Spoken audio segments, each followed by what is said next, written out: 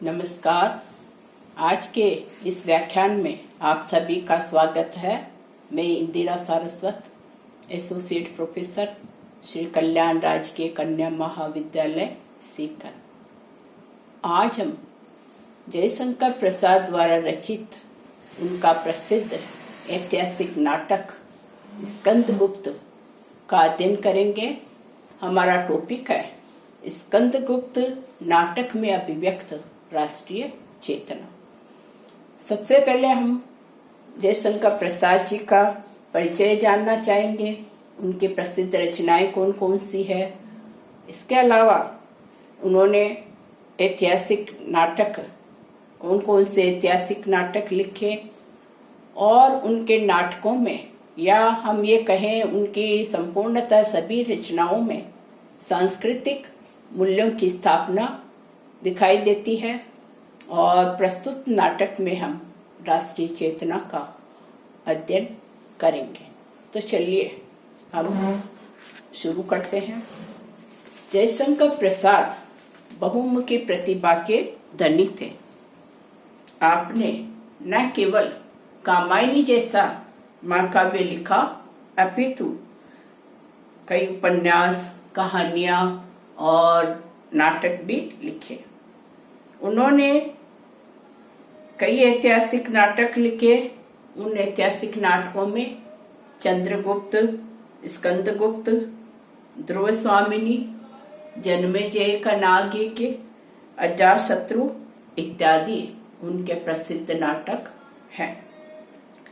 प्रसाद जी ने अपने इन ऐतिहासिक नाटकों में अतीत के जीवन, आदर्शों एवं देशभक्ति का गायन अपने युग में राष्ट्रीय चेतना को जागृत करने के लिए ही किया।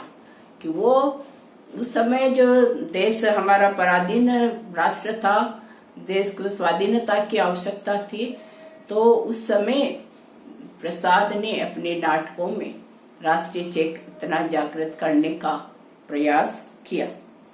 प्रसाद की इन सभी रचनाओं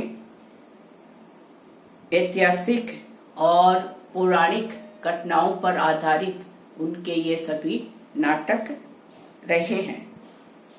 इनकी इन ऐतिहासिक रचनाओं के संदर्भ में आचार्य रामचंद्र शुक्ल लिखते हैं कि यद्यपि प्रसाद के नाटक ऐतिहासिक है, परंतु उनमें आधुनिक आदर्शों एवं भावनाओं का आभास भी दिखाई देता है।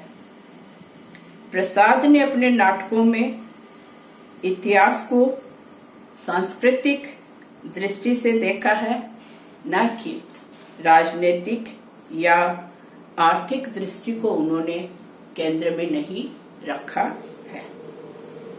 उनके अनुसार सांस्कृतिक परंपराएं, धर्म जैसी संस्थाएं एवं सांस्कृतिक स्थितियां इतिहास के परिवर्तन में महत्वपूर्ण भूमिका निभाती है।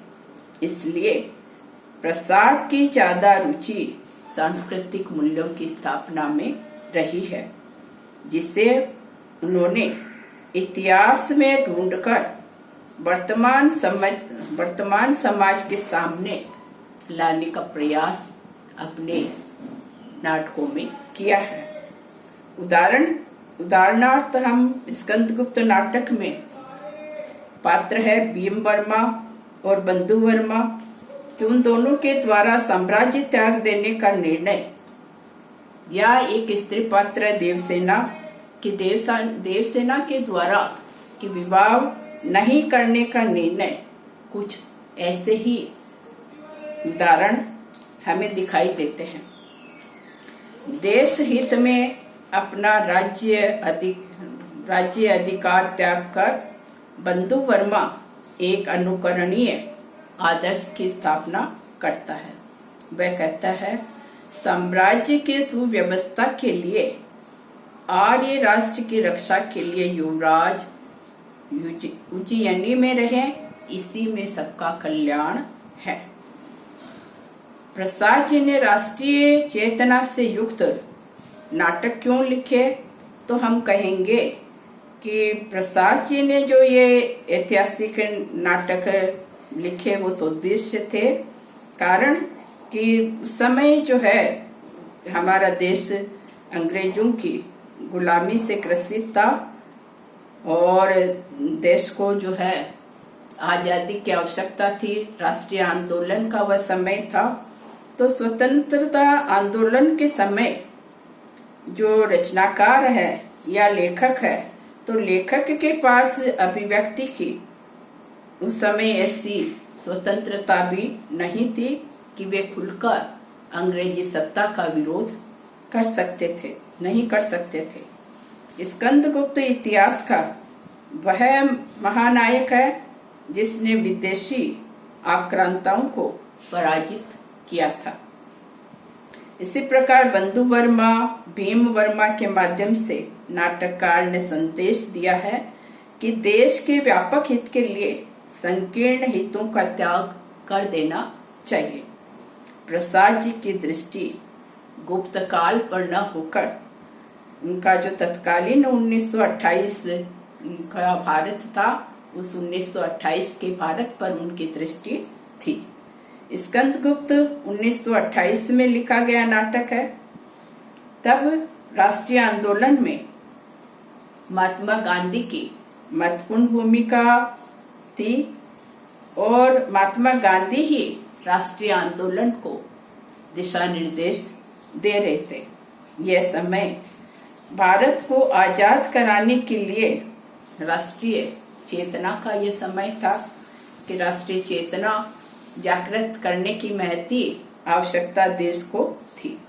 राजनीति में कई उतार चढ़ाव के बावजूद देश के लोगों में जो राष्ट्रीय चेतना का संचरण हो रहा था, इसके संबंध में आचार्य नंद दुलारी वाजपेयी कहते हैं, इस सर्वव्यापी सक्रिय राष्ट्रीयता का प्रभाव हमारे तत्कालीन साहित्य पर भी पड़ा। इस व्यापक राष्ट्रीय हलचल में हिंदी साहित्य का महत्वपूर्ण योगदान रहा। स्कंदगुप्त नाटक का प्रत्येक अंक राष्ट्रीयता और देश प्रेम की भावना से ओतप्रोत नजर आता है। द्वितीय अंक में हम देखते हैं कि गोविंद गुप्त एक पात्र है। उसका कथन है कि आज आर्य जाति का प्रत्येक बच्चा सैनिक है, सैनिक छोड़कर कुछ नहीं। स्कंदगुप्त के सामने राष्ट्र का उद्धार करने की समस्या स्कंदगुप्त के सामने है। दूसरी ओर भारतीय स्वतंत्रता संग्राम की प्रबल भूमिका भी है। जब स्कंदगुप्त को राज सिंहासन पर बैठाया जाता है तो एक राष्ट्राध्यक्ष के रूप में स्कंदगुप्त कहता है, आर्य राष्ट्र की रक्षा में सर्वस्व अर्पण कर सकूं। आप लोग भगवान से प्रार्थना करें और मुझे आशीर्वाद दें कि स्कंदगुप्त अपने कर्तव्य से, देश सेवा से कभी भी विचलित नहीं होवे। इस प्रकार स्कंदगुप्त जो नाटक का पात्र है, जो नायक है, उसमें देश प्रेम की भावना कूट कूट कर भरी हुई है। नाटक का स्वदेश प्रेम की मंगल कामना संपूर्णतः इस पूरे नाटक में दिखाई देती है। कुमार गुप्त कहता है, आर्य नारी सती तुम धन्य हो, इसी गौरव से तुम्हारे देश का सिर ऊंचा होगा। स्कंदगुप्त नाटक में राष्ट्र प्रेम कई स्थानों पर व्यक्त हुआ है। जैसा कि एक गीत की कुछ पंक्तियां इस प्रकार है, वीरों हिमालय के आंगन में उसे प्रथम किरण का दे उपहार, उषा ने हंस कर अभिनंदन किया और पहनाया हीरक हार। नाटक के पात्र बंधु वर्मा, भीम वर्मा तथा देवसेना में राष्ट्र के प्रति त्याग और बलिदान की भावना कूट कूट कर भरी हुई है।